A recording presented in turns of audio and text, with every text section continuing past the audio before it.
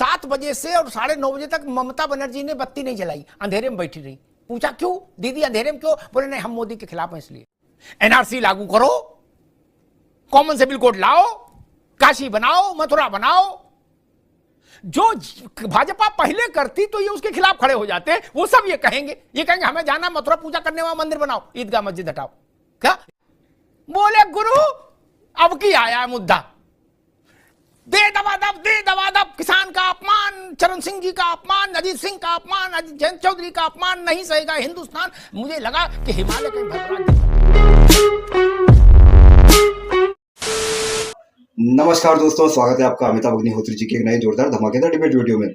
2019 के मुकाबले दोस्तों 63 सीटें कम आई। 2019 में आई थी 303 सीट और 2024 में आई है 240 सीट। बीजेपी की बात कर रहा हूँ, सिर्फ बीजेपी की।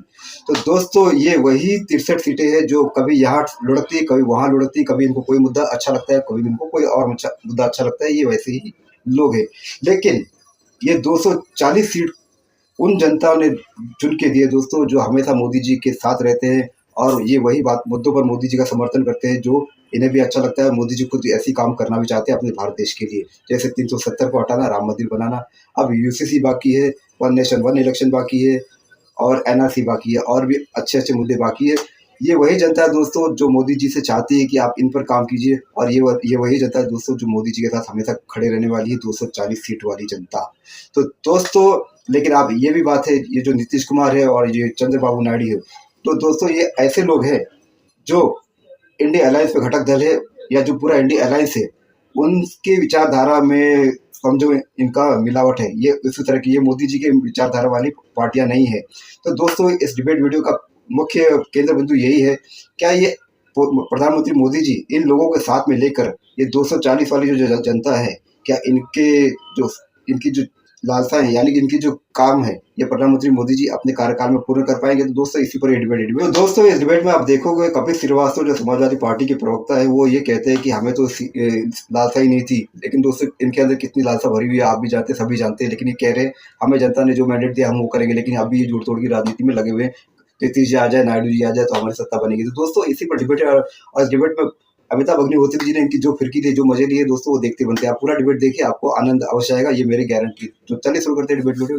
अभी मैं देख रहा था कि सागरिका घोष तृणमूल कांग्रेस की राज्यसभा सदस्य, उन्होंने कहा कि कल यानी शपथ ग्रहण के समय 7 बजे से और 9:30 तक ममता बनर्जी ने बत्ती नहीं जलाई, अंधेरे में बैठी रही।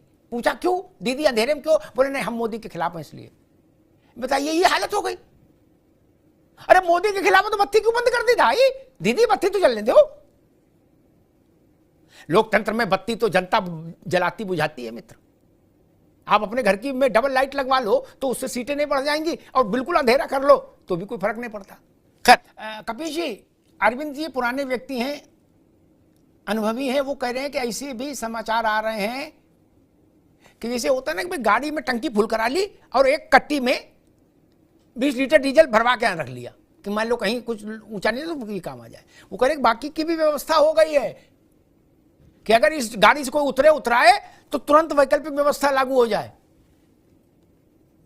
अमिताभ जी वो पुराने चावल हैं जी, एकदम फरहर बनते हैं।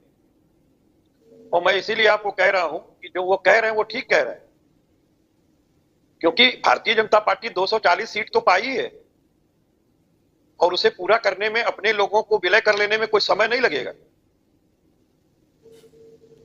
ये तो सत्यता है जी। शिवसेना के साथ हो चुका है, एनसीपी के साथ हो चुका है, रूठे हुए वो आपके जो पंजाब के अकाली दल थे वो देखिए उनके लिए अकाली ही हो गया। अब जो ये छोटे छोटे लोग हैं जो 2-2 सीटें लेकर के पहुंचे हुए हैं, उनका कल हो सकता है विलय हो जाए। कोई आंख दिखाएगा तो इधर विलय हो जाएगा। और इंडिया गठबंधन को कतई जरूरत नहीं है सत्ता चलाने की, क्योंकि हमारा जो गणित है वो हमको विपक्ष में बैठने के लिए। हाँ, ये 100 दिन का टारगेट रखेंगे और हम उस 100 दिन के टारगेट पे पूछेंगे भाई इसका तो पावर हमें जनता ने दिया है ना। एक मिनट कपिल जी, ममता जी तो अभी कल कह रही थी कि भाई कौन कह रहा है नीतीश और नायडू उधर है, वो हमारे दोस्त है, वक्त पर आ जाएंगे। और आप कह रहे हो कि कतई चलाने की सरकार बनाने के प्रयास की जरूरत नहीं, हमारे लिए मैंडेट विपक्ष का है। और ममता जी कह रही कि वो तो अपने ही लोग हैं उधर, दोनों आ जाएंगे वक्त पर। तो इसमें दिक्कत क्या है? वो अपने ही तो है ही, कहां अलग है? कहां अलग है ये बताइए। चंद्रबाबू नायडू ने कहा कि हम मुसलमानों को आरक्षण देंगे, भारतीय जनता पार्टी कह दे कि हम नहीं देंगे उन्हें, कह दे उनको विशेष पैकेज नहीं देंगे, कह दे कि एनआरसी और सीए ये सब लागू होगा, कर दे कि जो है कॉमन सिविल कोड हम लगाएंगे सबसे पहला ही 100 दिन में रख लें। कभी जी रुकिए, मैं एक मिनट मैं आलोक जी के पास चलूंगा। मैं इस बिंदु की प्रतीक्षा कर रहा था, रोहित भाई आपके पास भी आऊंगा।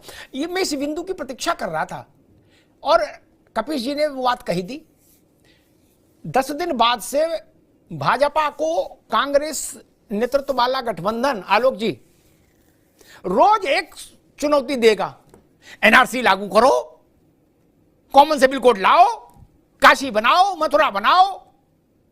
जो भाजपा पहले करती तो ये उसके खिलाफ खड़े हो जाते, वो सब ये कहेंगे हमें जाना मथुरा पूजा करने वाला मंदिर बनाओ, ईदगाह मस्जिद हटाओ, क्या हिम्मत है तो हटाओ टाइप का। जैसे देखिए कपिश जी ने क्या कहा, हाथ घुमा के लाए, बोले हिम्मत है तो मुस्लिम आरक्षण मना कर दे। मैं जानता था कि गाड़ी यहां फंसेगी।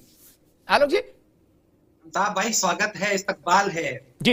लोकतंत्र के मायने यही होते हैं कि विपक्ष का स्वागत है, विपक्ष मजबूत रहेगा, विपक्ष अपनी बात कहेगा, देश हित में अगर बात मजबूत और नहीं बता रहा, मैं तो चकन्नस रहेगी। देश चलाने की देश चलाने की जिम्मेदारी हमारी है, देश चलाने की जिम्मेदारी हमारी है। जनता ने हमें 5 साल का वक्त दिया है, देश के लिए जो जरूरी होगा साथ मिलकर के तय कर लेंगे, बैठ लेंगे, किन मुद्दों पे कब आगे बढ़ना है ये भी तय हो जाएगा और उस लक्ष्य के हिसाब से 5 साल में हम पूरा करेंगे ना। देश के लिए जो चीज जरूरी है वो पूरी होगी, उसमें कहीं कोई किसी के मन में किंचित भर भी ख्याल नहीं आना चाहिए। और साथ मिलकर के एनडीए के साथ मिलकर के, एनडीए के साथियों के साथ मिलकर के हम देश को आगे बढ़ाएंगे और देश को विकसित राष्ट्र में शुमार करेंगे, ये हमारी संकल्पना है और ये संकल्पना पूरी होगी। तो मुझे लगता है कि जो लोग सोच रहे हैं कि ऐसा करेंगे वैसा करेंगे, ये टूटेगा वो आएगा, अब हमारी सरकार बनेगी तब हमारी सरकार बनेगी, हम जग रहे हैं, हम सो रहे हैं, उनको तोड़ के ला रहे हैं, झगड़े का इंतजार कर रहे हैं, उनका 5 साल का वक्त निकल जाएगा और उनके मन मुताबिक कुछ नहीं होगा। अमिताभ भाई ये लिख करके आप रख लीजिए। ठीक आ रहे कभी यार, लेकिन मुझे लगता है ये जो मेरी समझ कहती है, गलत सही तो ईश्वर जाने, कि जैसे पहले भाजपा ये गैर भाजपा दलों ने 30 साल एक ही मंत्र जपा, बोले रामलला हम आएंगे मंदिर, समय नहीं टाइम नहीं बताएंगे क्या, और जब मंदिर बन गया तो चुप उधर मुंह कर लिया, क्या चुप्पी साध ली, बोले अपना बोलना ना। 30 साल गदर कर दिया विपक्षी दलों ने, क्या ज्योति बसु भी पूछते थे कि मंदिर की तारीख नहीं बताई, बताओ ज्योति दादा से क्या लेन देना था भाई, वो तो कम्युनिस्ट थे, हैं? बाकी सब पूछते थे कि मंदिर नहीं बनाओगे, झूठ बोल रहे। ऐसे ही मुझे लग रहा है कि एनआरसी की चिंता विपक्ष को हो जाएगी भाजपा से ज्यादा, कि भाई जैसे एनआरसी लागू नहीं हो रही तो रोटी नहीं पच रही। बोले काशी में ज्ञान वापी में कब कार्यक्रम शुरू होगा ये बताओ, और मथुरा में कब फावड़ा लगेगा ये बताओ, हैं? आपको पूजा करने जाना है? नहीं जाना नहीं है, लेकिन कुछ ना कुछ होता रहे बवाल तो अच्छा ही है। खैर कपिश जी क्या कहना चाह रहे थे जल्दी से, फिर मैं रोहित जी इसके पास जाऊंगा। देखिए हमने पहले से ही आपको ये बात कहा कि समाजवादी पार्टी का विजन है कि हमको जनता ने जिस ताकत पे बैठाया है हमें वही करना चाहिए जो जनता हमसे कराना चाहिए। अभी हमारे पास 2027 का एक बड़ा लक्ष्य है और समाजवादी पार्टी 2019 से, हमने इससे पहले जब आपका डिस्कशन हुआ था उसमें भी एकदम सावधानी से अपनी बात को रखा था कि समाजवादी पार्टी ने 2019 से ही ये प्रयास शुरू किया, धीरे धीरे करके आज हम यहाँ तक पहुंचे हैं। हाँ ये बिल्कुल ठीक है कि कल क्या होगा कोई नहीं जानता, कौन सिफर से हीरो हो जाएगा, कौन हीरो से सिफर हो जाएगा मैं नहीं जानता, लेकिन बावजूद उसके सकारात्मक दृष्टिकोण से राजनीति यही कहती है कि देश का मुद्दा बड़ा है, अगर देश हित में काम हो तो सकारात्मक भूमिका विपक्ष की निभाइए, अन्यथा प्रश्न तो खड़ा करते ही रहिए, इसमें कहां दो राय, प्रश्न तो हम खड़ा करेंगे और हम 2027 के लिए अपने उन मुद्दों से नहीं डिगेंगे और कोई भी आस्थावान मुद्दा नहीं उठाएंगे जब तक कि भारतीय जनता पार्टी उस पर प्रतिवाद है। जी ठीक। साझा जब मोदी जी एनडीए के नेता चुने गए, अरविंद भाई आपके पास आ रहा हूं, तो उस बैठक में Jayant Chaudhary first row second row में बैठे थे, मंच पर नहीं थे। तो मैंने देखा कि समाजवादी पार्टी की शिराओं में अचानक से रक्त का प्रवाह तेज हो गया। क्या बोले गुरु अब की आया मुद्दा, दे दबादब, किसान का अपमान, चरण सिंह जी का अपमान, अजीत सिंह का अपमान, जयंत चौधरी का अपमान नहीं सहेगा हिंदुस्तान। मुझे लगा कि हिमालय कहीं भरभरा गिरना पड़े, क्या और गंगा ने सूख जाए, इतना बवाल काट दिया हमारे सपा के दोस्तों ने। क्या लगा इनको इतनी मोहब्बत अखिलेश जी से नहीं जितनी जयंत से है, जयंत के सम्मान के लिए लगा पूरी समाजवादी पार्टी आ गई। कल जयंत चौधरी को बना दिया एमओ से इंडिपेंडेंट चार्ज, अब क्या करें? तू डाल डाल में पात पात, क्योंकि भाजपा वाले भी समझ रहे हैं कि जयंत से मोहब्बत कैसी है। अरविंद जी, मैं वही बात कर रहा हूं, तो जिसको पॉलिटिकल चकल्लस कहते हैं, राजनीतिक चकल्लस कहते हैं, मुझे लग रहा है उसका दौर अब शुरू होगा। जैसे मोदी जी इलेक्शन में मुस्लिम आरक्षण पर जब बोलते थे तो इंडिया गठबंधन के लोग कहते थे कि भाई मुस्लिम पर क्यों बोल रहे हो, होनोलुलु बोलो, जापान पे बोलो, मुस्लिम आरक्षण पर ना बोलो। लेकिन मोदी जी मानते नहीं थे, मुस्लिम आरक्षण बोल रहे थे। अब भाजपा वाले उस पर नहीं बोलना चाहते, तो पूरा इंडिया गठबंधन कह रहा मुस्लिम आरक्षण का क्या होगा, ये बताओ। क्योंकि चंद्रबाबू की पार्टी के मैनिफेस्टो में वो विषय है, और चंद्रबाबू के बेटे नारा लोकेश ने एक इंटरव्यू में कहा भी कि हम वो मुस्लिम रिजर्वेशन लागू रखेंगे। तो मुझे लगा कि सारे इंडिया गठबंधन के नेताओं को वो विषय ओआरएस का घोल लग रहा है क्या, कि एकदम शरीर में ऊर्जा आ गई। कपिल जी ने एक बात याद दिलाई कि डंडा खाए थे जयंत, मैं भी चौंका, और उन्होंने कहा भाजपा के डंडे खाए थे, मुझे लगा पुलिस के खाए होंगे। अगर कपिल जी की बात ही मान लें कि पुलिस जो डंडे मारती है वो पार्टी के ही माने जाएंगे जो पार्टी सत्ता में है, तो मैं कपिल जी को याद दिलाऊं, मुलायम सिंह, शिवपाल यादव, रामगोपाल जी नहीं लेकिन शिवपाल यादव है, और समाजवादी पार्टी के तमाम लोग जो बड़े नेता है, कुछ तो रहे नहीं, मोहन सिंह और तमाम लोग, जनेश्वर जी, ये सब डंडा खाए उसमें 77 में 75 में इमरजेंसी में। लालू यादव डंडा खाए ना सब। आज कांग्रेस की पालकी उठा रहे कि नहीं उठा रहे, उनके खिलाफ सत्ता में कब गए हम? अरे भाई इससे ज्यादा डंडा और किसने किसको मारा। बाप मर गया, अम्मा मर गई, पेरोल नहीं मिला इमरजेंसी में, बाप मर गया, अम्मा मर गई, पेरोल नहीं मिला कि उनको दाग दे दें।